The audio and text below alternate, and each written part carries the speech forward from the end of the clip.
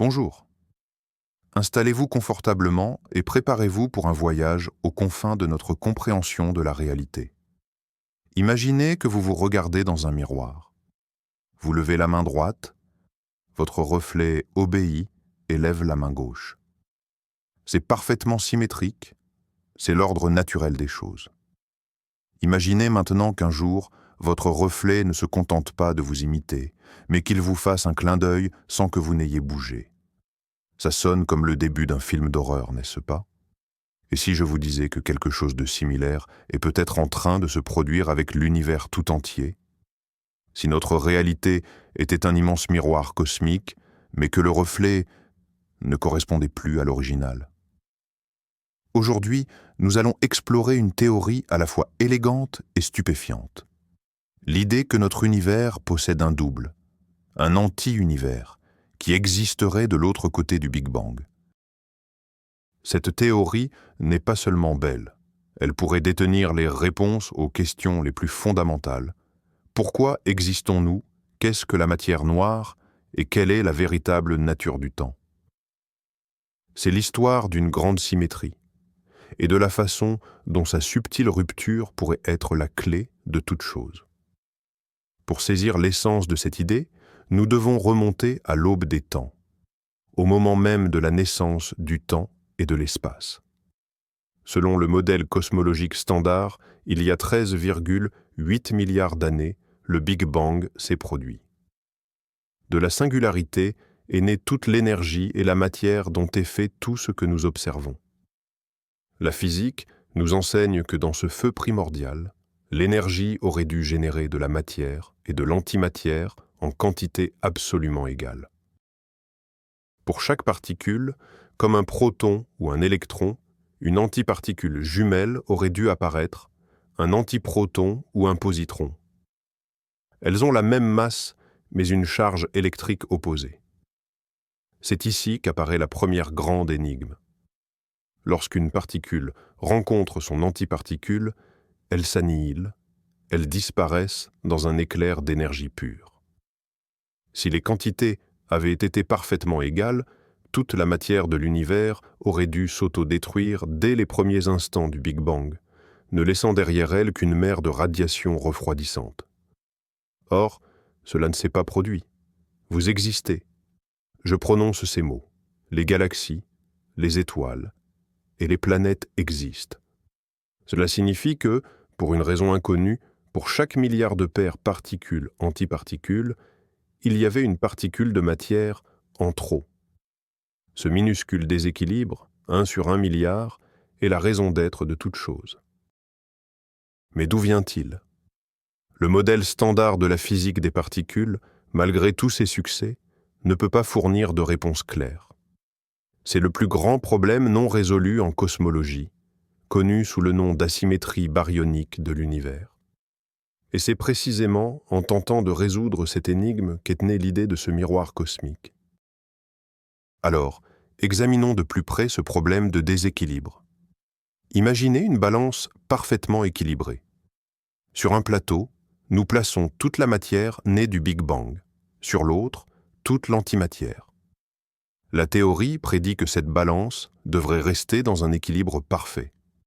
Mais la réalité que nous observons clame le contraire. Un plateau, celui contenant la matière, penche ostensiblement. L'antimatière est pratiquement absente de l'univers observable. Nous pouvons la créer dans des accélérateurs de particules pendant de courtes fractions de secondes, et elle émerge parfois lors d'événements astrophysiques extrêmes. Mais elle ne forme ni galaxie ni étoile. Notre univers visible est entièrement composé de matière. Ce n'est pas une simple erreur statistique mineure, c'est une propriété fondamentale de notre monde. Le physicien et dissident soviétique Andreï Sakharov a formulé dès 1967 3 conditions qui devaient être remplies dans l'univers primordial pour qu'un tel déséquilibre puisse émerger. Premièrement, des processus violant la conservation du nombre baryonique, c'est-à-dire permettant aux protons et aux neutrons de se transformer en d'autres particules. Deuxièmement, la violation de symétrie fondamentale, connue sous le nom de symétrie C et CP, sur lesquelles nous reviendrons plus tard. Et troisièmement, la rupture de l'équilibre thermique. Le problème, c'est que les lois physiques que nous connaissons, même en tenant compte de ces conditions, ne parviennent pas à expliquer l'excès de matière observé. L'excès qu'elles prévoient est beaucoup trop faible, des ordres de grandeur inférieurs à ce qui est nécessaire. C'est comme tenter d'expliquer l'existence d'un océan en n'ayant à sa disposition qu'une seule goutte d'eau. Les physiciens ont proposé une multitude de théories exotiques impliquant de nouvelles particules et interactions, mais aucune n'a été confirmée expérimentalement à ce jour. Le problème demeure, pourquoi le monde n'est-il pas vide? Pourquoi sommes-nous ici? L'idée de l'univers miroir offre une perspective radicalement différente. Peut-être que nous cherchons la réponse au mauvais endroit. Peut-être qu'en réalité, il n'y a jamais eu de déséquilibre. Pour comprendre comment cela est possible, nous devons aborder la question de la symétrie. En physique, la symétrie n'est pas qu'une simple question d'esthétique. C'est un des principes les plus puissants qui sous-tendent l'élaboration de nos théories. La symétrie signifie que si vous opérez une transformation donnée sur un système, les lois de la physique qui le décrivent restent inchangées. Concentrons-nous sur les 3 symétries discrètes clés qui sont au cœur de notre récit. La première est la symétrie de charge, ou symétrie C. Elle stipule que si vous prenez n'importe quel système physique et remplacez toutes les particules par leurs antiparticules, électrons par positrons, protons par antiprotons, et ainsi de suite, ce nouveau monde d'antimatière obéira aux mêmes lois physiques. Par exemple, l'atome d'antihydrogène, composé d'un antiproton et d'un positron, devrait se comporter exactement comme l'atome d'hydrogène standard. Ses niveaux d'énergie, son spectre d'émission, tout devrait être absolument identique. Pendant longtemps, les physiciens ont eu la certitude que la nature respectait rigoureusement cette symétrie. C'était perçu comme une évidence, une élégance incontournable. L'univers ne devait pas faire de différence entre le positif et le négatif. C'était une véritable foi en l'impartialité fondamentale des lois de la nature. Imaginez que vous regardiez le monde à travers des lunettes magiques qui inversent toutes les charges. La symétrie C affirmait que le monde observé à travers ces lunettes devrait être totalement indiscernable d'une autre. Mais, comme souvent en science, cette théorie magnifique s'est heurtée à un fait têtu, révélant qu'il existait une faille dans ce mécanisme en apparence parfait. Cette faille fut le premier indice montrant que le miroir de l'univers n'était pas si parfait. La deuxième symétrie fondamentale est la parité, ou symétrie P. Elle est liée à l'inversion spatiale. Pour faire simple, c'est la symétrie entre la gauche et la droite. Imaginez que vous construisiez un mécanisme complexe, disons une montre. La symétrie P stipule que si vous en construisez une réplique exacte dans le miroir, où chaque pièce gauchère est remplacée par une pièce droitière, cette montre miroir fonctionnera exactement de la même manière, régie par les mêmes lois. Notre intuition nous dit que c'est la seule façon. Pourquoi les lois de la physique se soucieraient-elles de savoir si nous parlons de la main gauche ou de la main droite? Les forces de la gravité et de l'électromagnétisme respectent effectivement cette symétrie. Si vous observez la réflexion de notre système solaire dans un miroir, les planètes tourneront dans la direction opposée, mais les lois de Kepler et de Newton s'appliqueront à elles sans aucune différence. Pendant des décennies, les physiciens ont considéré la symétrie P comme inébranlable. Cependant, en 1956, un événement est survenu qui a ébranlé les fondements mêmes de la physique. La physicienne sino-américaine Chien-Shiung Wu a mené une expérience brillante en étudiant la désintégration bêta des noyaux de cobalt-60. Elle les a refroidis près du zéro absolu et les a placés dans un champ magnétique puissant afin d'orienter les spins des noyaux dans une seule direction. Elle a ensuite observé dans quelle direction les électrons étaient émis lors de la désintégration. Si la symétrie P avait été préservée, les électrons auraient dû être émis avec une probabilité égale dans la direction du spin et dans la direction opposée. Mais le résultat fut sidérant. La grande majorité des électrons étaient éjectés dans une seule et même direction, strictement définie. Le monde, tel qu'il se reflétait dans le miroir, ne se comportait pas comme le nôtre. Il s'est avéré que l'interaction nucléaire faible, responsable de la désintégration bêta, violait grossièrement la symétrie P. L'univers, à un niveau fondamental, distingue la gauche et la droite. C'était comme si l'on découvrait qu'une vis que l'on tourne vers la gauche se comportait d'une manière totalement différente d'une vis tournée vers la droite. Le miroir de l'univers venait de subir sa première fissure. La découverte de la violation des symétries C et P fut un choc. On aurait dit que la nature était capricieuse et fondamentalement asymétrique. Mais les physiciens sont des gens tenaces. Ils ont fait une hypothèse. Et si l'on combinait ces deux symétries brisées? Et si on appliquait les deux transformations simultanément? C'est ce qu'on appelle la symétrie CP. Elle stipule que si vous prenez un processus physique, remplacez toutes les particules par des antiparticules, transformation C, et que vous l'observez simultanément dans un miroir, transformation P, le nouveau processus ainsi créé obéira aux mêmes lois. C'était un peu comme essayer de réparer un miroir brisé en recollant ses fragments.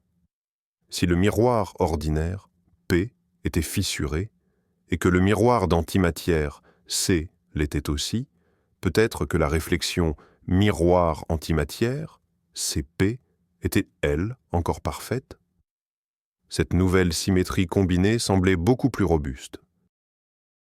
Elle restaurait une forme d'équilibre. Par exemple, dans l'expérience de Madame Wu, si l'on avait observé la réflexion miroir de la désintégration de noyaux d'anticobalt, les positons, anti-électrons, auraient été émis exactement de la même manière que les électrons dans notre monde. Pendant un temps, il sembla que l'harmonie était rétablie et que la symétrie CP était la véritable loi fondamentale de la nature. C'était crucial, car, rappelons-le, la rupture de la symétrie CP est l'une des conditions de Sakharov pour expliquer l'excès de matière dans l'univers. Si la symétrie CP avait été absolue, la vitesse des réactions qui créent la matière aurait été rigoureusement égale à celle des réactions créant l'antimatière, et aucun déséquilibre n'aurait pu apparaître. Mais en 1964, les physiciens James Cronin et Val Fitch, en étudiant la désintégration de particules exotiques appelées kaons neutres, ont détecté une violation infime mais irréfutable de cette symétrie combinée. Il s'est avéré que même le miroir CP était légèrement déformé. Cette découverte leur a valu le prix Nobel et fut le deuxième coup, encore plus retentissant, porté à l'idée d'une symétrie parfaite du monde. Mais simultanément, cela a redonné espoir, car cette violation, aussi faible fût-elle, était précisément ce dont nous avions besoin pour expliquer notre existence. Ainsi, la symétrie C est violée. La symétrie P est violée. Et même leur combinaison, la symétrie CP, est légèrement enfreinte. On dirait bien que l'univers est fondamentalement construit sur l'asymétrie et l'imperfection. Mais les physiciens avaient encore un dernier atout majeur dans leur manche. Il s'agit de la troisième symétrie fondamentale, la symétrie d'inversion du temps, ou symétrie T. Cette symétrie stipule que si vous filmez n'importe quel processus physique, et que vous lisez l'enregistrement à l'envers, ce que vous voyez devrait toujours obéir aux lois de la physique. Au niveau macroscopique, cela semble évidemment faux, en raison du second principe de la thermodynamique. L'entropie ne fait qu'augmenter. Une tasse qui tombe et se brise en 1000 morceaux ne se reconstituera jamais d'elle-même pour sauter à nouveau sur la table, même si l'on inverse le temps. Cependant, au niveau des interactions fondamentales entre particules individuelles, la majorité des processus sont réversibles dans le temps. Par exemple, le choc de deux boules de billard, jouées à rebours, paraît complètement réaliste. Les équations physiques décrivant la gravitation, l'électromagnétisme et l'interaction nucléaire forte ne changent pas si l'on remplace le temps t par moins tc. Néanmoins, comme pour la symétrie Cp, il s'est avéré que l'interaction faible enfreint également la symétrie T. Les processus impliquant des kaons neutres, lorsqu'ils sont joués en temps inversé, se déroulent avec une probabilité légèrement différente de celle du processus initial. Il semble donc qu'au niveau le plus fondamental, le temps possède une direction privilégiée, sa propre flèche. Par conséquent, les trois symétries discrètes, C, P et T, sont toutes violées individuellement. L'univers n'est pas symétrique par rapport au remplacement des particules par des antiparticules, il n'est pas symétrique par rapport à la réflexion spatiale, et il n'est pas symétrique par rapport à l'inversion du temps. C'est un peu comme si une statue avait le bras droit cassé, la jambe gauche brisée, et qu'elle était elle-même penchée. Mais que se passe-t-il si nous considérons les trois transformations simultanément? Nous arrivons maintenant au point culminant de l'histoire des symétries. Le grand, et peut-être indéfectible, théorème CPT.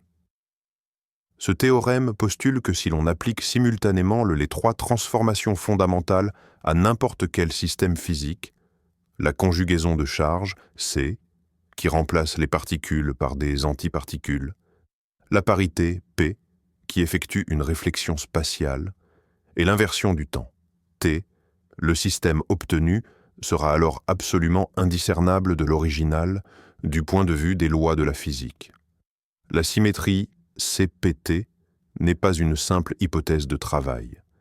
C'est un théorème fondamental qui est démontré rigoureusement dans le cadre de la théorie quantique des champs, sous des hypothèses très générales et raisonnables, comme l'invariance de Lorentz, l'idée que les lois physiques sont les mêmes pour tous les observateurs, et la causalité. À ce jour, aucun fait expérimental n'est venu contredire la symétrie CPT. C'est notre dernier rempart d'ordre dans un univers où les symétries sont brisées. Imaginez un objet tordu. Si vous observez son reflet dans un miroir courbe, dans une pièce où les horloges tournent à l'envers, vous apercevrez subitement quelque chose de parfait. Le théorème CPT a des conséquences extrêmement profondes. Par exemple, il implique que la masse et la durée de vie d'une particule doivent être rigoureusement égales à celles de son antiparticule. Le moindre écart, même infime, dans ces paramètres provoquerait l'effondrement de toute la physique moderne. Les expérimentateurs ont mesuré les masses du proton et de l'antiproton avec une précision incroyable. Elles sont égales à 2 milliardièmes de % près. La symétrie CPT résiste à toutes les vérifications. Et c'est ici que les auteurs de la théorie de l'univers miroir posent une question absolument fascinante. Et si cette symétrie ne s'appliquait pas seulement aux processus isolés au sein de notre univers, mais à l'univers tout entier? Et si notre univers n'était en réalité qu'une moitié d'un système cosmique plus vaste, un système qui, globalement, serait parfaitement symétrique, CPT? Cette idée, proposée par des physiciens de l'Institut Périmètre au Canada, dont Neil Turok, vient complètement bouleverser notre compréhension. Selon leur hypothèse, le Big Bang n'a pas marqué le début de l'existence à partir de rien. Au lieu de cela, il aurait été le point de naissance d'un couple cosmique, l'univers et l'anti-univers. Notre univers rempli de matière s'est élancé vers l'avant dans le temps depuis ce point initial. Sa sœur jumelle, l'anti-univers, bourré d'antimatière, s'est au contraire éloigné de ce même point en voyageant de notre perspective vers l'arrière dans le temps. Visualisez la surface d'un lac où tombe une pierre. Des ondes s'en éloignent dans toutes les directions. Maintenant, transposez cela dans l'espace-temps à 4 dimensions. Le Big Bang est ce point central d'où notre univers se déploie dans une direction du temps, et son double dans la direction opposée. Cet anti-univers est un reflet exact de notre monde, régi par la symétrie CPT charge, parité, temps. Cela signifie qu'il est constitué d'antimatière, C, conjugaison de charge, que ses coordonnées spatiales sont inversées, P, parité, et que pour nous, son temps s'écoule à l'envers, T, inversion du temps. Du point de vue d'un observateur hypothétique situé dans cet anti-univers, tout paraît parfaitement normal. Pour lui, c'est son propre univers qui se dilate et évolue vers l'avant dans le temps, tandis que notre univers fait d'antimatière s'y dirige à reculons. Les notions d'avant et d'arrière dans le temps deviennent alors purement relatives. Ce modèle rétablit ainsi l'équilibre et la symétrie à l'échelle globale. L'ensemble de ce système bicomposant, que l'on pourrait appeler multivers, est parfaitement symétrique et idéal selon les lois de la CPT. Il n'y a aucun excès de matière sur l'antimatière. Les quantités sont égales, simplement réparties dans deux moitiés distinctes. Il n'est pas apparu de rien. Il représente un état naturel, caractérisé par une énergie totale nulle et un nombre baryonique nul. Il existe tout simplement. Commençons par examiner comment cette hypothèse apporte une solution élégante au problème de l'asymétrie baryonique. Rappelons-nous que le mystère principal était: où est passée toute l'antimatière qui aurait dû être créée lors du Big Bang? L'approche standard cherche généralement un processus physique, survenu dans l'univers primordial, qui aurait créé un minuscule excès de matière par rapport à l'antimatière. La théorie de l'univers miroir répond: vous faites fausse route. Il n'y a jamais eu d'excès. Aucun déséquilibre n'a été créé. La matière et l'antimatière sont nées en quantité strictement égale. Simplement, toute la matière s'est retrouvée dans notre moitié du cosmos et toute l'antimatière dans l'autre. C'est un peu comme essayer de comprendre pourquoi il n'y a que de la glace au pôle Nord, sans connaître l'existence du pôle Sud, qui lui aussi n'est fait que de glace. Le problème n'est pas le processus de formation de la glace, mais le fait que nous ne voyons qu'une moitié du tableau. Avec ce modèle, il n'est plus nécessaire d'introduire de nouvelles particules exotiques ou des interactions violant le nombre baryonique, comme l'exigeraient pourtant les conditions de Sakharov. C'est la structure même de l'espace-temps, la dualité inhérente à la naissance du monde depuis le Big Bang, qui assure cette séparation nécessaire. Cette solution frappe par sa simplicité et sa beauté, des qualités toujours très recherchées en physique théorique. Plutôt que d'alourdir le modèle de l'univers primordial avec des entités supplémentaires, cette hypothèse propose de modifier le paradigme lui-même, de revoir notre conception du Big Bang. Le Big Bang n'est plus le commencement absolu du temps, mais devient plutôt un point de symétrie, une sorte de sommet de colline, duquel deux mondes jumeaux roulent dans des directions opposées. Ainsi, l'énigme qui a tourmenté les cosmologistes pendant plus d'un demi-siècle n'est peut-être pas une énigme du tout, mais simplement la conséquence de notre vision limitée de la structure du cosmos. Nous vivons sur un côté du miroir, sans voir ce qui se passe de l'autre. Abordons maintenant l'aspect de cet univers miroir. Nous avons établi qu'il est composé d'antimatière. Cela implique l'existence d'anti-étoiles qui émettent des antiphotons, ainsi que d'antigalaxies en orbite autour de centres d'antimatière. Si nous pouvions y envoyer une sonde, celle-ci s'annihilerait instantanément au contact de la moindre particule. Mais le plus fascinant, ce sont ses propriétés spatiales et temporelles. C'est une réflexion P, ou parité, de notre univers. Cela signifie que toutes les propriétés de chiralité ou de main y sont inversées. Par exemple, dans notre monde, tous les acides aminés qui composent les protéines et la vie sont dits lévogyres ou gauches. Dans cet anti-univers, toute forme de vie, si elle existe, serait construite à partir d'anti-acides aminés dextrogyres ou droits. L'interaction faible, qui chez nous distingue la gauche et la droite, fonctionnerait là-bas de manière miroir. Tous les neutrinos dans notre monde sont gauchers et tous les antineutrinos sont droitiers. Dans l'anti-univers, ce serait l'inverse. Tous les antineutrinos seraient gauchers et les neutrinos seraient droitiers. Cette inversion est la clé d'une autre grande énigme que nous aborderons bientôt, celle de la matière noire. Mais la propriété la plus vertigineuse de cet univers, c'est son temps. Pour nous, il s'écoule à l'envers. Qu'est-ce que cela signifie concrètement? Imaginez un film montrant l'expansion de notre univers. Les galaxies s'éloignent, l'entropie augmente. Si nous pouvions regarder le film de la vie de l'anti-univers, nous verrions les antigalaxies se rapprocher et son entropie, de notre point de vue, diminuer. Pour ses habitants, cependant, tout serait inversé. Leur propre entropie augmente et c'est leur temps qui s'écoule vers l'avant.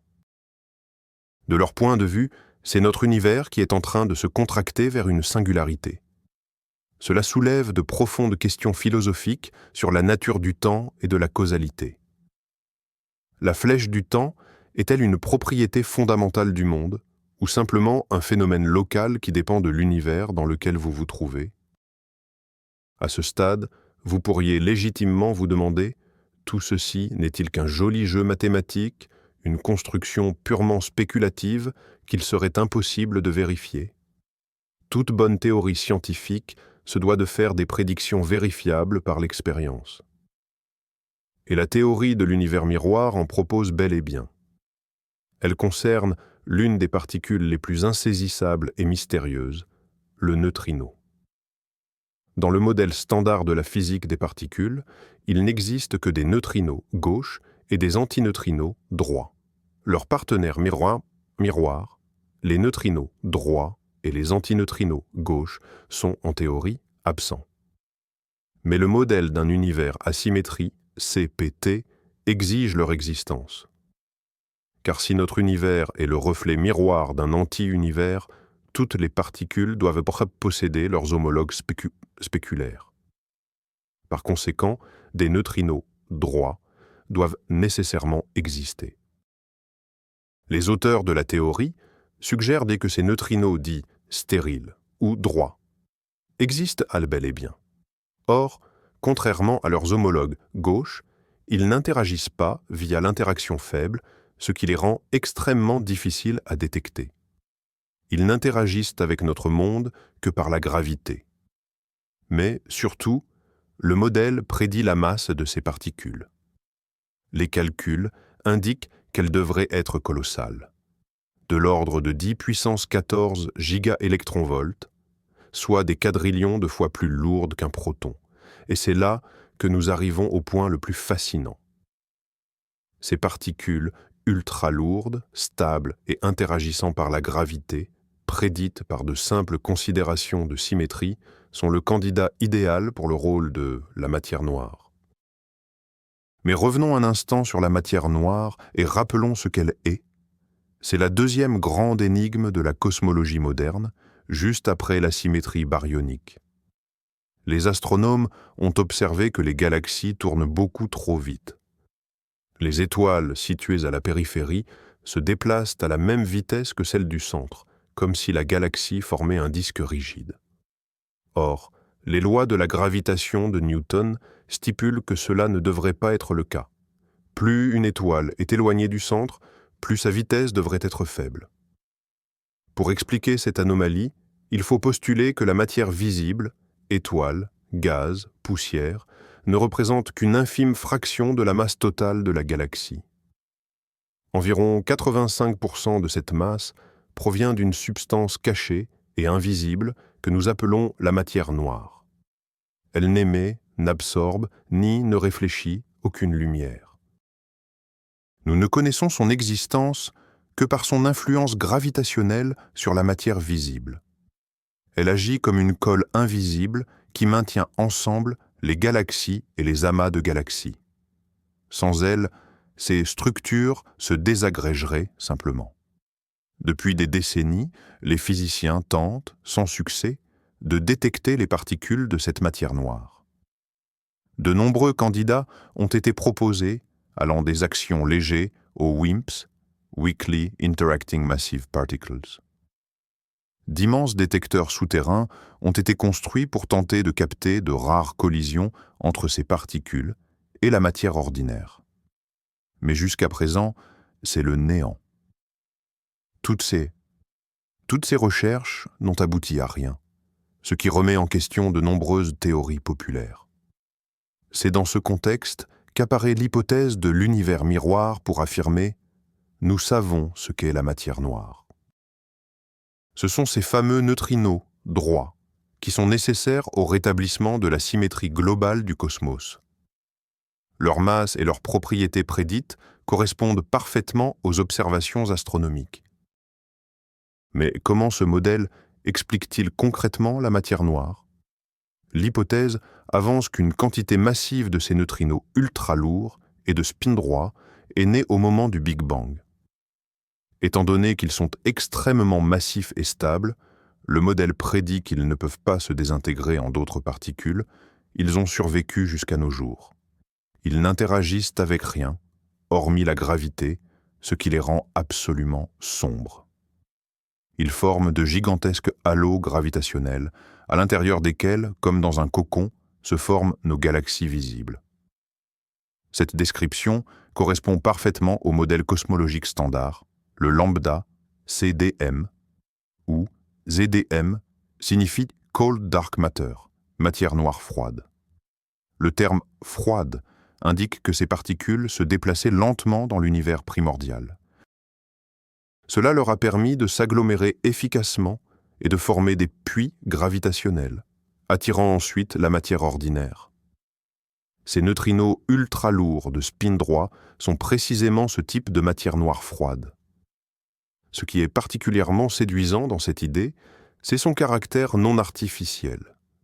Nous n'introduisons pas de nouvelles particules juste pour résoudre le mystère de la matière noire. Cette particule émerge comme une conséquence naturelle et inévitable de l'exigence que l'ensemble du multivers, notre monde plus l'antimonde, soit CPT symétrique. La matière noire cesse d'être un problème isolé. Elle devient une pièce d'une solution globale qui explique également l'asymétrie entre matière et antimatière. Deux des plus grands mystères de la cosmologie sont résolus d'un seul coup par une élégante pirouette de la pensée théorique. C'est le signe d'une théorie extrêmement robuste et prometteuse. Elle ne se contente pas de colmater les brèches du modèle standard. Elle propose une vision du monde totalement nouvelle, plus profonde et plus symétrique, où l'existence de la matière noire est aussi naturelle que l'existence de notre propre univers. Au-delà de l'explication qu'elle apporte à la matière noire, la théorie de l'univers miroir fait d'autres prédictions très spécifiques et vérifiables. L'une d'entre elles concerne la masse des neutrinos gauches, ceux que nous pouvons détecter habituellement. Nous savons que les neutrinos possèdent une masse, même si elle est infime. Ce fait a été démontré par les expériences sur les oscillations de neutrinos, c'est-à-dire leur capacité à se transformer en vol d'un type à l'autre, électronique, muonique ou taoïque. Une telle transformation n'est possible que s'ils sont massifs. Or, et c'est là une faille majeure, le modèle standard prédit que les neutrinos devraient être dépourvus de masse. C'est l'une de ses principales incompatibilités avec la réalité observée. La théorie d'un univers CPT symétrique, elle, fait bien mieux. Non seulement elle prédit que les neutrinos doivent avoir une masse, mais elle donne également une prédiction très précise concernant la somme totale de ces masses. Celle-ci résulte d'une interaction quantique complexe entre nos neutrinos légers et leurs homologues droits superlourds qui constituent la matière noire. Cette interaction, appelée mécanisme Sisao ou Sisam, mécanisme de balancier, explique naturellement la légèreté de nos neutrinos. Plus le partenaire droit est lourd, plus le neutrino gauche est léger. La théorie prédit que la somme des masses des trois types de neutrinos devrait se situer autour de 0,120 électronvolts. Cette valeur est parfaitement accessible aux futures observations cosmologiques et aux expériences de laboratoire.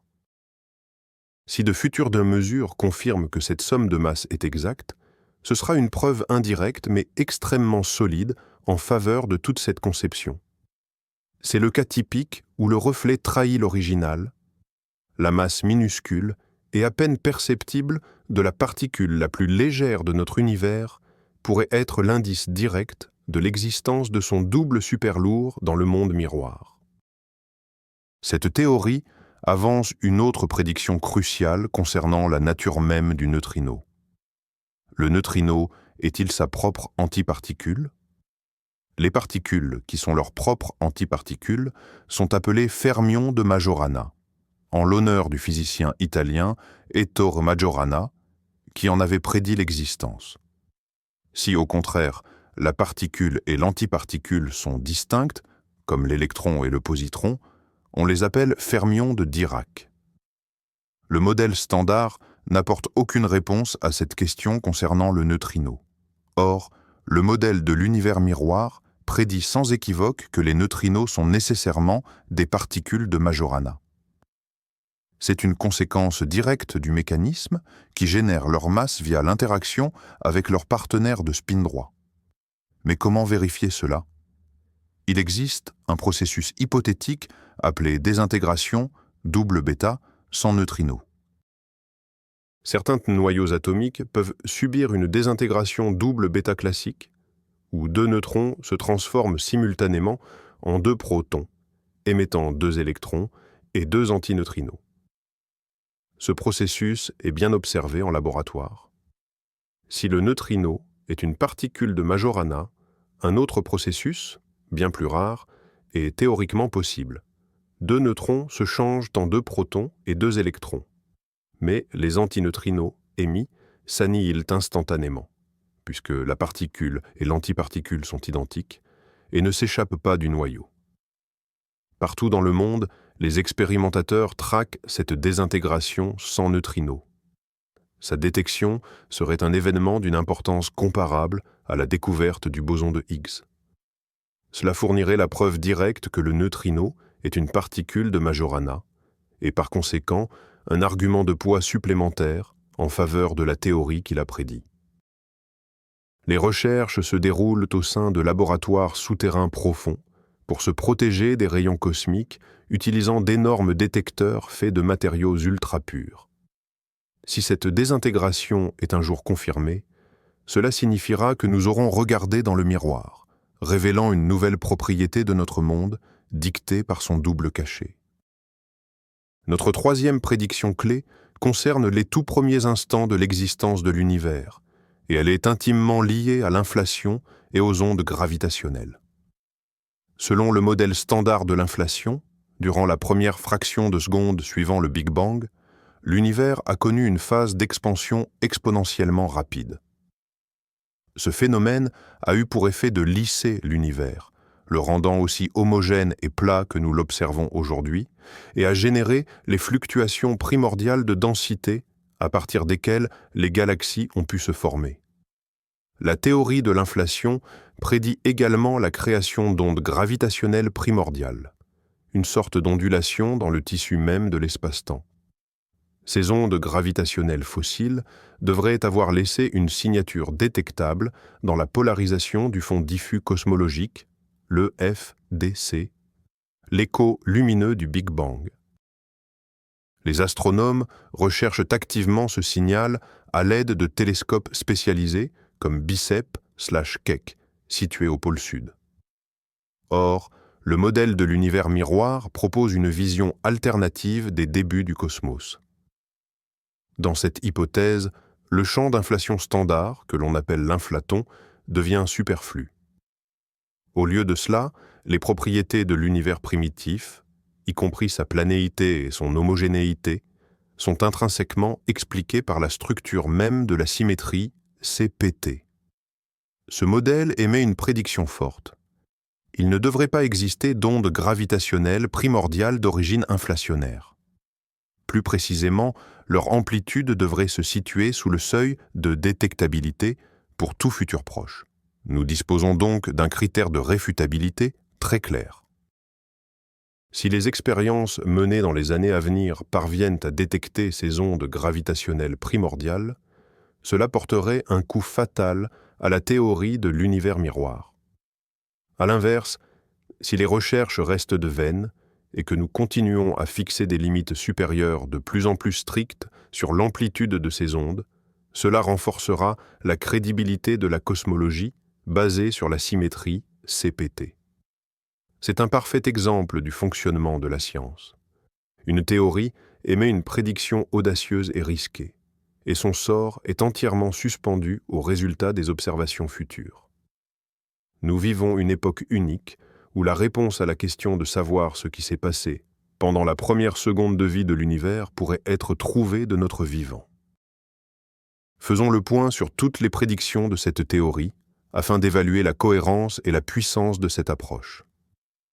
Premièrement, elle résout le problème de l'asymétrie baryonique sans introduire de nouvelles interactions. Il suffit pour cela de postuler l'existence d'un jumeau CPT symétrique de notre univers. Deuxièmement, elle génère naturellement un candidat idéal pour la matière noire, le neutrino ultralourd de chiralité droite, un élément indispensable au rétablissement de la symétrie. Troisièmement, elle prédit une valeur spécifique pour la somme des masses des neutrinos ordinaires, une donnée vérifiable lors de futures expériences. Quatrièmement, elle postule que les neutrinos sont des particules de Majorana, ce qui peut être vérifié en recherchant la désintégration double bêta sans neutrinos.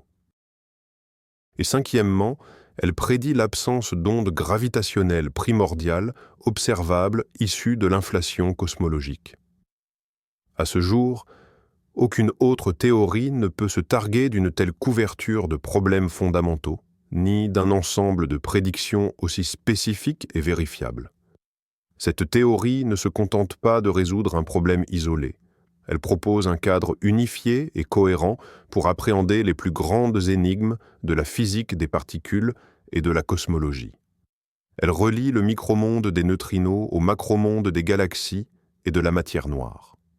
Elle connecte notre présent aux tout premiers instants du Big Bang. Et tout cela repose sur un principe unique, simple et profond, le principe de symétrie CPT appliqué à l'univers dans son ensemble. Bien sûr, ce n'est pas encore une théorie prouvée, elle pourrait s'avérer fausse. Cependant, sa logique interne, son élégance et sa puissance prédictive en font l'une des avenues les plus passionnantes de la physique théorique moderne. Elle nous oblige à repenser le monde et notre place en son sein. Réfléchissons maintenant un instant aux implications philosophiques et cosmologiques de cette idée. Si cette théorie se vérifie, notre univers n'est pas Tutschuden. Tout ce qui existe. Il n'est qu'une moitié au sein d'une structure plus vaste et fondamentalement symétrique. Notre cosmos perd ainsi son piédestal d'unicité, relégué au rang de simple composante d'un tout double. Cette conception fait écho aux mythes antiques et aux doctrines philosophiques du dualisme, à l'unité et à la lutte des opposés, le yin et le yang, le chaos et l'ordre. Mais ici, ce dualisme prend une forme physique concrète. Matière et antimatière, temps s'écoulant vers l'avant et temps s'écoulant à rebours.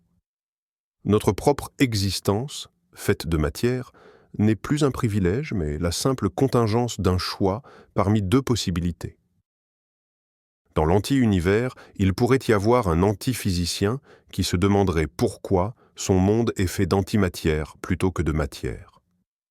La notion même de temps devient considérablement plus complexe. S'il existe un univers où le temps s'écoule à l'inverse de notre perception, cela mine notre intuition d'un temps universel, tel un fleuve unidirectionnel. Peut-être que la flèche du temps est un phénomène purement local, déterminé par la thermodynamique interne de chacune des univers jumeaux, et qu'à un niveau plus fondamental, celui de l'intégralité du multivers à symétrie CPT, il n'y a aucune direction temporelle privilégiée. Le Big Bang cesse alors d'être un commencement absolu. Il devient un simple point de bifurcation, un point de symétrie. Cela résout la question embarrassante de savoir ce qu'il y avait avant le Big Bang. La réponse serait « il n'y avait rien avant », parce que la question elle-même est mal posée. Le Big Bang n'est pas un événement dans le temps, c'est l'événement qui a engendré le temps lui-même, et ce, immédiatement dans deux directions opposées. L'un des arguments les plus percutants en faveur de cette théorie, c'est justement son minimalisme. Rappelez-vous combien d'entités additionnelles les autres théories ont dû introduire pour tenter de résoudre les lacunes du modèle standard. Pour expliquer l'inflation, il faut l'inflaton, un nouveau champ scalaire doté de propriétés extrêmement spécifiques. Pour justifier la matière noire, il faut des WIMP ou des actions, des particules entièrement nouvelles, jamais observées à ce jour. Pour comprendre l'asymétrie baryonique, il faut imaginer de nouvelles interactions qui violent les lois de conservation. La théorie de l'univers miroir ne requiert rien de tout cela. Elle s'appuie sur des composants déjà bien connus du modèle standard, avec une seule addition, le neutrino de chiralité droite. Mais même cette particule n'est pas ajoutée arbitrairement. Elle était nécessaire pour restaurer la symétrie et apparaît comme le partenaire naturel de notre neutrino gauche bien connu. Cette approche suit le principe dit du rasoir d'Occam. Il ne faut pas multiplier les entités sans nécessité. Elle offre la solution la plus économe et la plus élégante à plusieurs problèmes simultanément. Au lieu d'alourdir le tableau existant avec de nouveaux détails, elle propose de regarder la toile elle-même sous un angle différent, pour réaliser qu'elle est en réalité beaucoup plus simple et symétrique qu'on ne le croyait. Il est souvent vrai en science que les théories les plus justes sont aussi les plus belles et les plus simples. La théorie de Copernic était plus simple que le système de Ptolémée et ses épicycles complexes. La relativité d'Einstein était plus élégante que la théorie de l'éther. Peut-être que dans ce cas précis, l'idée du multivers à symétrie C-PT se révélera être cette clé simple et magnifique, celle qui nous ouvrira la prochaine porte vers la compréhension de l'univers. Examinons maintenant les objections et les limites possibles de cette théorie. Aucune théorie n'est parfaite, et celle-ci soulève inévitablement certaines questions. L'une d'elles concerne le point même du Big Bang. Dans ce modèle, il demeure une singularité, un point de densité et de température infinie, où les lois de la physique, telles que nous les connaissons, cessent de s'appliquer. La théorie décrit élégamment ce qui se passe après ce point, dans les deux directions du temps, mais elle ne décrit pas la singularité elle-même. Pour une compréhension complète, nous avons encore besoin d'une théorie de la gravitation quantique, capable d'unifier la relativité générale et la mécanique quantique. Une autre interrogation porte sur le mécanisme qui a conduit les deux univers à se séparer et à évoluer exactement comme ils l'ont fait. Pourquoi toute la matière s'est-elle retrouvée ici et toute l'antimatière là-bas? La théorie postule que cela résulte de la symétrie CPT, mais le mécanisme dynamique détaillé de cette séparation reste à élaborer. De plus, bien que les prédictions de la théorie soient concrètes, leur vérification se situe aux limites de nos capacités technologiques actuelles. La recherche de la désintégration double bêta sans neutrinos est une expérience extrêmement complexe qui pourrait encore prendre de nombreuses années. L'autre défi est la mesure de la somme des masses des neutrinos avec une précision suffisante. Enfin, même si nous ne parvenons pas à détecter les ondes gravitationnelles primordiales, cela pourrait toujours être expliqué dans le cadre de certains modèles inflationnistes spécifiques. En d'autres termes, aucun de ces tests n'est absolument déterminant à lui seul. Seule la convergence des résultats de plusieurs expériences indépendantes pourra soit confirmer, soit infirmer cette belle hypothèse. Mais c'est là l'essence même du processus scientifique, un travail long et minutieux visant à vérifier les idées les plus audacieuses. Pour mieux comprendre cette théorie, comparons-la à son principal concurrent dans l'explication de l'univers primordial, le paradigme de l'inflation. L'inflation, comme nous l'avons mentionné, postule une expansion ultra rapide dans les tout premiers instants suivant le Big Bang. Elle résout de manière éclatante plusieurs problèmes cosmologiques majeurs. Le problème de l'horizon, pourquoi des régions de l'univers causalement déconnectées affichent la même température. Le problème de la platitude, pourquoi la géométrie de notre univers est si proche de l'euclidienne. Et le problème des monopôles, pourquoi nous n'observons pas en abondance les particules exotiques lourdes qui auraient dû être créées. L'inflation présente cependant ses propres difficultés. Premièrement, la nature de l'inflaton, le champ hypothétique qui a déclenché ce processus, reste totalement inconnu. Deuxièmement, la plupart des modèles inflationnaires mènent à ce qu'on appelle l'inflation éternelle, générant une infinité de univers-bulles aux propriétés variées, rendant la théorie presque non falsifiable. La théorie de l'univers miroir propose une solution alternative à certaines de ces difficultés. Par exemple, le problème de l'horizon pourrait être résolu en postulant qu'avant le moment du rebond, le Big Bang, il y avait une phase de contraction durant laquelle l'univers entier était en connexion causale. De plus, la platitude et l'homogénéité sont des conséquences naturelles de la construction CPT symétrique. Elle évite ainsi le piège de l'inflation éternelle et propose un scénario beaucoup plus contraint et prédictif. Au fond, nous sommes face à deux philosophies distinctes. Le paradigme inflationnaire tente d'expliquer les propriétés de notre monde en ajoutant de nouvelles entités et de nouveaux mécanismes à son histoire primitive. Le paradigme de l'univers miroir, quant à lui, cherche à expliquer ces mêmes propriétés en partant d'un principe fondamental de symétrie, liant notre monde à son double invisible. L'avenir nous dira laquelle des deux théories sera la bonne. Revenons à notre image de départ, le miroir. Nous avions dit que le reflet ne coïncidait plus avec l'original.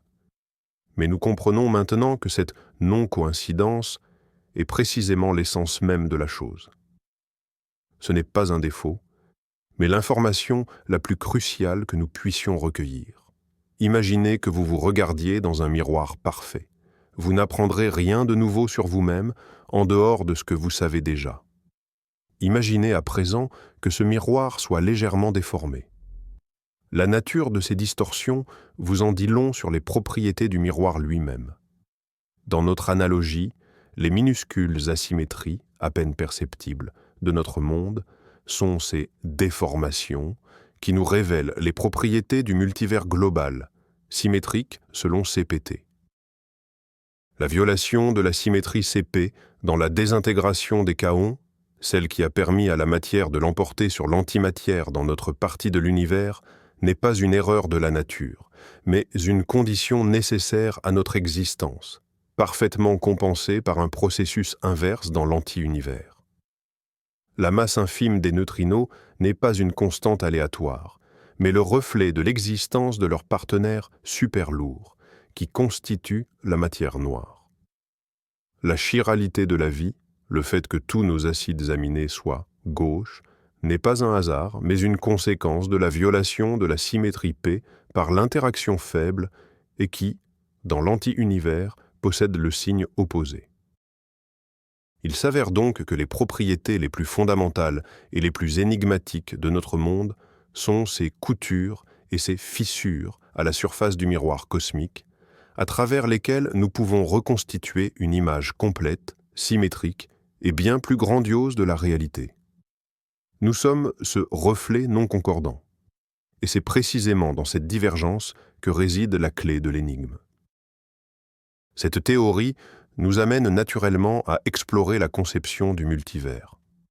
Au cours des dernières décennies, cette idée a gagné une popularité considérable en physique et en cosmologie. Cependant, elle est généralement liée à la théorie des cordes ou à l'inflation éternelle, des modèles qui postulent l'existence d'un nombre quasi infini d'univers, chacun régi par des lois physiques et des constantes différentes. Un tel paysage cosmologique est extrêmement difficile à vérifier. De nombreux critiques accusent d'ailleurs ces modèles de dévier la physique vers le domaine de la métaphysique, Or, le multivers proposé par le modèle, à symétrie CPT, est radicalement différent. Loin d'être un ensemble infini de mondes aléatoires, il s'agit d'une structure minimaliste et strictement définie, composée de deux entités, notre univers et son double exact, régi par la symétrie CPT. Ce n'est pas un multi-univers, mais plutôt un bi-univers. Et, contrairement au paysage inflationniste, ce modèle émet des prédictions concrètes et vérifiables concernant les propriétés de notre propre monde. Bien sûr, nous ne pouvons pas observer directement cet anti-univers, ni interagir avec lui. Mais nous pouvons étudier ses manifestations indirectes ici même, dans nos laboratoires. En examinant les propriétés des neutrinos, en recherchant la double désintégration bêta sans neutrinos, ou en mesurant les paramètres du fond diffus cosmologique, nous étudions, par essence, les propriétés de l'ensemble du bi-univers. Il s'agit là d'une approche de la notion de multiverse bien plus scientifique et productive, la ramenant du domaine de la spéculation philosophique à celui de la physique vérifiable. C'est peut-être le premier pas vers la compréhension que notre monde n'est pas unique, mais qu'il n'est pas non plus perdu dans une infinité de mondes aléatoires. Au contraire, il ferait partie d'une structure duelle, élégante et ordonnée. Imaginons un instant à quoi pourrait ressembler l'histoire d'un tel bi-univers. Au point t égale 0, c'est le Big Bang, ou peut-être, pour être plus précis, un grand rebond succédant à une phase de contraction antérieure. À partir de ce point, notre univers commence à s'étendre et à se refroidir, avançant dans la direction du temps positif. Les processus que nous connaissons s'y déroulent. Des particules et des antiparticules sont créées, mais avec un léger excédent des premières, causé par la violation de la symétrie CP. L'antimatière s'annihile, ne laissant derrière elle que la matière baryonique qui formera les étoiles et les galaxies. L'univers continue son expansion, propulsé par l'énergie noire. Simultanément, à partir du même point t égale 0, l'anti-univers commence son évolution, mais dans la direction du temps négatif. Pour nous, son temps s'écoule à l'envers. Elle est également en expansion, par rapport à son propre référentiel temporel, mais elle est composée d'antimatière. Elle possède, elle aussi, un léger surplus d'antibaryons par rapport aux baryons. Des antigalaxies et des anti-étoiles s'y forment. Son entropie augmente dans sa propre direction temporelle. Du point de vue de ce que nous pourrions appeler Dieu, un observateur hypothétique situé hors du temps, la scène complète apparaît parfaitement symétrique. C'est comme un sablier où le sable s'écoulerait simultanément du centre vers les deux bulbes. La quantité totale de sable, matière et antimatière reste constante et équivalente à 0. L'entropie globale du système pourrait également rester inchangée, la croissance dans une moitié étant compensée par la croissance dans l'autre. Ce modèle possède une profonde élégance esthétique et une complétude qui font cruellement défaut au modèle cosmologique standard, avec son état initial inexpliqué et ses symétries brisées. Passons maintenant à l'énergie noire. C'est la troisième grande énigme de la cosmologie. Les observations de supernovas lointaines réalisées à la fin des années 90 ont révélé que l'expansion de notre univers, loin de ralentir sous l'effet de la gravité comme on s'y attendait, s'accélère. Pour l'expliquer, les scientifiques ont introduit le concept d'énergie noire, une substance mystérieuse à pression négative, uniformément répartie dans l'espace, qui agit comme une antigravité et repousse les galaxies. L'énergie noire représente environ 70% de la densité énergétique totale de l'univers. Le modèle standard n'offre aucune explication ni sur sa nature, ni sur sa magnitude.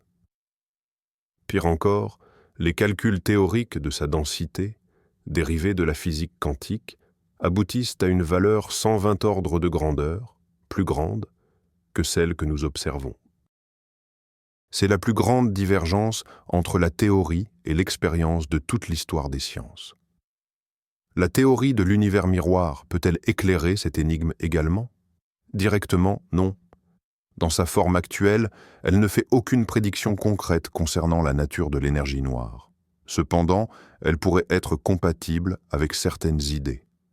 Par exemple, si l'on considère l'ensemble du bi-univers comme un système unique, on peut émettre l'hypothèse que sa constante cosmologique totale, celle qui décrit l'énergie noire, est nulle. D'un point de vue symétrique, ce serait l'hypothèse la plus naturelle. La petite valeur positive que nous observons pourrait alors n'être qu'un effet de fluctuation ou le résultat d'une interaction entre les deux univers. Ce ne sont encore que des spéculations, mais elles démontrent qu'un nouveau paradigme pourrait ouvrir des perspectives inédites pour résoudre cette troisième grande difficulté. Si l'on parvient à intégrer l'énergie noire dans ce tableau, nous atteindrons ce que les physiciens appellent la théorie du tout, une description unifiée de toutes les forces fondamentales et de toutes les particules de l'univers. Revenons aux neutrinos de spin droit, souvent appelés neutrinos stériles, qui dans ce modèle constituent les particules de la matière noire. Pourquoi les qualifie-t-on de stériles? Simplement parce qu'ils n'interagissent avec aucune des trois autres forces fondamentales, l'interaction forte, faible et électromagnétique. Ils ne ressentent que la gravité. Cela les rend, en pratique, impossibles à détecter directement. Ils nous traversent, ils traversent la Terre et le Soleil, sans laisser la moindre trace. Attention, ils ne sont pas absolument stériles.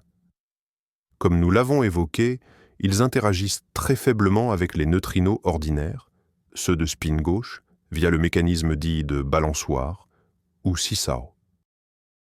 Cette interaction est incroyablement ténue, mais elle a une conséquence fascinante. Les neutrinos de spin droit, qui sont supermassifs et constituent la matière noire, peuvent se désintégrer, même si c'est extrêmement lentement. Un canal de désintégration possible est la production d'un neutrino ordinaire et d'un photon, ou potentiellement un électron et un positron. Étant donné que leur masse est colossale, l'énergie libérée lors de la désintégration est elle aussi considérable. Si nous parvenions à capter ces photons ou neutrinos de très haute énergie, arrivant de toutes les directions du cosmos, et particulièrement du centre galactique, là où la densité de matière noire est la plus forte, cela constituerait une preuve directe de la désintégration de la matière noire. C'est précisément la mission d'observatoires astrophysiques comme le télescope spatial à rayons gamma Fermi ou l'observatoire de neutrinos IceCube basé en Antarctique. Traquer ces signaux. Pour l'instant, aucune preuve formelle de cette désintégration n'a été trouvée, mais les recherches se poursuivent activement. Si un tel signal était découvert, et si l'énergie des produits de désintégration correspondait aux prédictions du modèle de l'univers miroir, ce serait un véritable triomphe pour cette théorie, peut-être même plus concluant que n'importe quelle expérience menée en laboratoire. Une question pourrait légitimement se poser: si l'anti-univers remonte le temps, cela ne viole-t-il pas le principe de causalité? Pourrions-nous recevoir de l'information de notre propre futur, transmise par cet anti-univers? La réponse est un non catégorique. Les deux univers ne sont pas liés causalement. Ils ne se sont rencontrés qu'en un seul point, l'instant du Big Bang. Leurs chemins se sont séparés juste après. Il n'existe entre eux ni pont, ni trou de verre. L'information ne peut tout simplement pas traverser la barrière du Big Bang. De plus, la notion de remonter le temps est relative. Pour un observateur situé dans l'anti-univers, c'est son temps à lui qui s'écoule vers l'avant et le nôtre qui s'écoule vers l'arrière. Sa propre causalité fonctionne donc dans son sens du temps. Les événements de son passé influencent son futur. Il n'y a pas de paradoxe du type « tuer son grand-père ». Le lien entre les deux mondes est bien plus subtil. Il n'est pas au niveau d'un échange direct de signaux, mais au niveau des lois et des constantes communes qui ont été établies au moment de leur naissance partagée. C'est comme deux engrenages dans un mécanisme qui tourne dans des directions opposées. Ils ne se transmettent pas d'informations, mais leur mouvement est coordonné et régi par une structure globale unique. Les propriétés des neutrinos dans notre univers connaissent l'existence de leurs homologues dans l'anti-univers, non pas parce qu'ils ont reçu un signal de là-bas, mais parce qu'ils font partie d'un système quantique unique, décrit par une seule et même équation. C'est là un point extrêmement subtil et profond qui distingue cette théorie des conceptions naïves du voyage dans le temps. Il est fascinant de constater que l'idée d'un univers qui remonte le temps n'est pas nouvelle. Dès les années 40, le grand physicien Richard Feynman a proposé une interprétation selon laquelle une antiparticule n'est rien d'autre qu'une particule ordinaire voyageant à rebours dans le temps. Par exemple, le positron peut être vu comme un électron dont la ligne d'univers, sur un diagramme d'espace-temps, est orientée du futur vers le passé. Cette idée n'était au départ qu'une astuce mathématique visant à simplifier les calculs en électrodynamique quantique, mais elle n'a jamais cessé de stimuler l'imagination. La théorie de l'univers miroir reprend essentiellement cette idée de Feynman et l'applique non pas à des particules isolées, mais à l'univers dans son ensemble. Elle l'élève ainsi du statut de formalisme mathématique à celui de réalité physique. Notre univers est constitué de particules se déplaçant vers l'avant dans le temps, tandis que l'anti-univers est fait des mêmes particules, mais voyageant vers l'arrière, ce que nous percevons justement comme des antiparticules. Ce concept fait également écho à l'hypothèse de la particule unique de John Wheeler, qui avait plaisanté en suggérant que tous les électrons de l'univers n'étaient en réalité qu'un seul et même électron voyageant sans fin dans le temps, et que ces intersections avec notre plan temporel apparaissaient sous la forme d'une multitude de particules distinctes. Certes, la théorie de l'univers miroir n'est pas aussi radicale, mais elle hérite de cet état d'esprit qui consiste à rechercher des liens profonds et des symétries cachées derrière la complexité et la diversité apparente du monde. Imaginons un instant que nous vivions dans un monde où cette théorie est déjà prouvée. Les futures expériences ont confirmé la nature de Majorana du neutrino, mesuré la somme de leur masse, et celle-ci correspond parfaitement aux prédictions. Les astronomes n'ont pas détecté d'ondes gravitationnelles primordiales, mais ils ont peut-être capté le signal de la désintégration de la matière noire. Comment une telle découverte modifierait-elle notre vision du monde? Premièrement, nous disposerions d'une description pratiquement complète et cohérente de la physique fondamentale. Le modèle standard serait étendu et enrichi, et ses trois grands problèmes, la symétrie matière/antimatière, la matière noire et la masse des neutrinos, trouveraient leur solution au sein d'une seule et même conception unifiée. Ce serait une avancée comparable à l'établissement du modèle standard lui-même dans les années 70. Deuxièmement, notre perception du cosmos deviendrait beaucoup plus étrange, mais en même temps, paradoxalement, plus ordonnée. Nous saurions alors que notre monde n'est qu'une des deux moitiés de la réalité, qu'il existe un univers miroir fait d'antimatière, où le temps s'écoule à l'envers. Cette connaissance, bien qu'elle n'ait sans doute aucune application pratique immédiate dans notre quotidien, modifierait fondamentalement notre perception philosophique de l'existence. Nous nous percevrions comme faisant partie d'une structure grandiose, parfaitement symétrique. Peut-être même que cela impacterait notre art, notre culture et notre religion, de la même manière que la théorie de Copernic ou la théorie de l'évolution de Darwin ont marqué leur époque. La connaissance de cette face cachée de l'univers nous obligerait à considérer toute chose sous un angle nouveau, de l'origine de la vie jusqu'au destin final du cosmos. Quel serait le destin ultime d'un tel bi-univers? Notre univers, comme nous le savons, est en expansion accélérée. Il est fort probable qu'il connaîtra la Porama, la mort thermique, cet état d'entropie maximale où toutes les étoiles se seront éteintes, les trous noirs évaporés, ne laissant derrière lui qu'un espace froid, obscur et vide, rempli de quelques particules isolées. Et l'anti-univers? Pour ses propres habitants, le même sort l'attend, mais dans leur propre flux temporel. Toutefois, pour nous, observateurs extérieurs, son évolution apparaît comme une contraction vers le point du Big Bang, impliquant une réduction de l'entropie. Cela dessine un tableau fascinant. Peut-être que le bi-univers dans son ensemble est stationnaire ou cyclique. Le moment du Big Bang pourrait n'être pas seulement le point de naissance, mais aussi le point de mort de l'anti-univers, et réciproquement. Certaines théories cosmologiques cycliques suggèrent qu'une phase d'expansion est suivie d'une phase de contraction, aboutissant à un nouveau Big Bang. Dans le cadre de notre théorie, il est possible que notre univers et l'anti-univers représentent précisément ces deux phases d'un même cycle éternel. Notre univers serait l'expiration du cosmos et l'anti-univers son inspiration. Ils ne se succéderaient pas dans le temps, mais existeraient simultanément, telles les deux faces d'une même pièce, assurant ainsi l'éternel renouvellement et la renaissance constante de la réalité. Bien sûr, cela dépasse le cadre de la science pure, pour empiéter sur le terrain de la spéculation métaphysique, mais ce sont justement ces idées qui naissent à la confluence des grandes théories, celles qui repoussent sans cesse les frontières de notre connaissance. En définitive, la théorie de l'univers miroir représente l'une des idées les plus élégantes, audacieuses et prometteuses de la science fondamentale contemporaine.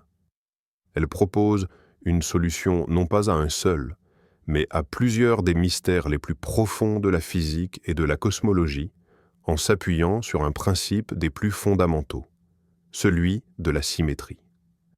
Elle postule que le déséquilibre et l'asymétrie que nous observons dans notre monde ne sont qu'une illusion, le fruit de notre perspective locale. Si l'on considère la vue d'ensemble, nous découvrons un ordre parfait, symétrique, CPT, dans lequel notre univers et son anti-alter ego, voyageant à rebours dans le temps, forment les deux moitiés parfaitement équilibrées d'un tout unique. Cette théorie formule une série de prédictions concrètes et vérifiables, notamment concernant les propriétés des neutrinos, de la matière noire et du rayonnement fossile. Son sort sera scellé par les expériences et les observations des décennies à venir. Qu'elle se révèle exacte ou non, elle a déjà joué un rôle essentiel en nous forçant à reconsidérer les fondements mêmes de notre monde, la nature du temps, de la matière et de la symétrie. Elle a démontré que parfois, pour résoudre l'énigme la plus complexe, il ne faut pas ajouter de nouvelles pièces, mais simplement la regarder dans un miroir. Et c'est peut-être là, dans ce reflet déformé et désaccordé, que se cache la vérité. Nous venons donc de voyager jusqu'au cœur des plus grands mystères du cosmos, et de voir comment une seule idée élégante est capable de les éclairer. L'univers s'est révélé être un miroir. La découverte la plus frappante, c'est que son imperfection, son asymétrie, son décalage par rapport au reflet, tout cela n'est pas un défaut, mais bien la clé de la compréhension. C'est grâce à ce décalage que nous existons. C'est lui qui révèle la nature cachée de la matière noire. C'est encore lui qui détermine la masse infime de la particule la plus insaisissable, le neutrino. L'hypothèse d'une anti-univers, notre jumeau CPT, de l'autre côté du Big Bang, transforme le chaos apparent en un ordre parfait. Elle nous dit que notre monde n'est que la moitié de la vérité, une seule face de la médaille, et que sur l'autre face, il y a un monde identique mais composé d'antimatière, où le temps s'écoule à l'envers. Cette théorie attend encore sa confirmation ou son infirmation. Mais elle a déjà transformé notre perception de la réalité en nous montrant à quel point la structure de notre cosmos peut être profonde, étrange et magnifique. Merci d'avoir passé ce moment avec moi à réfléchir sur l'organisation du monde. J'espère que cette conférence vous donnera matière à réflexion et vous assurera une nuit paisible. N'oubliez pas de vous abonner à la chaîne, de liker cette vidéo et d'activer la cloche de notification pour ne rater aucune de nos prochaines explorations aux frontières du connu. Et maintenant, la question principale que je vous pose, selon vous, que trouve-t-on de l'autre côté de ce miroir cosmique? Existerait-il notre anticopie, vivant à rebours dans le temps? Partagez vos réflexions dans les commentaires. Bonne nuit à tous.